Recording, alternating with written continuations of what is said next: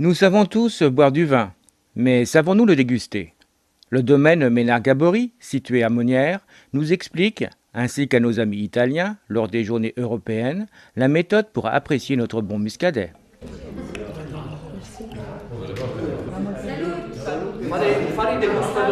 Donc quand vous avez un verre à pied, il faut tenir le verre par le pied, parce que dans le processus de la dégustation, on commence toujours par regarder l'œil. L'œil est très important. Il suffit de déguster dans des verres noirs pour s'en rendre compte. Donc comme on est avec un verre transparent et qu'on a des yeux, eh bien la couleur, le regarder le vin va déjà nous donner des indications.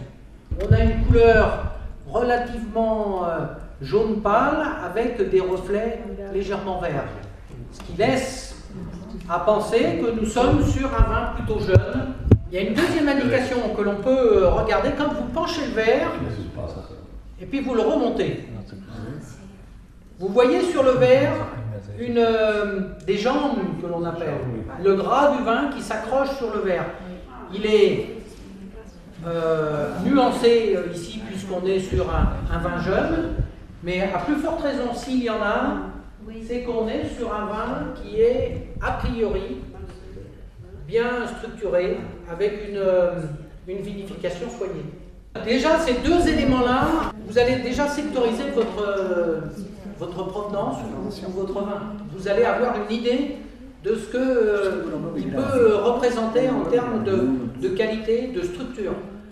Encore une fois, quand vous le penchez, vous voyez qu'il y a ce gras-là. A priori, c'est un vin qui, a priori, pourrait être structuré.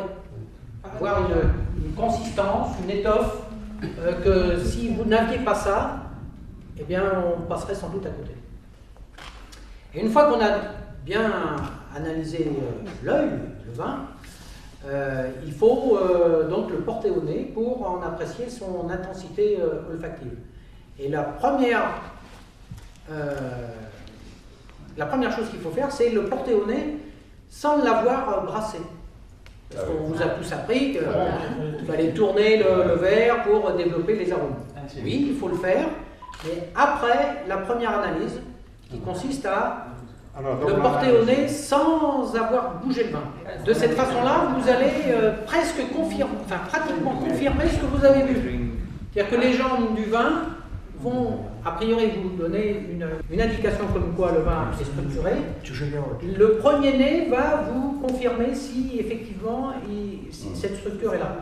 Si son intensité olfactive est bien présente, bien assez odorante, et bien là, vous allez donc confirmer les jambes. Normalement, ça devrait être encore une nouvelle fois confirmé une fois que vous l'avez brassé. Ou là, cette façon de faire dans le verre, c'est d'exciter entre guillemets les parfums du vin, de façon à ce qu'ils se libèrent. Et la forme du verre va concentrer sur le haut, les parfums sur le haut du verre. Et puis là, du coup, vous allez obtenir davantage d'expression aromatique.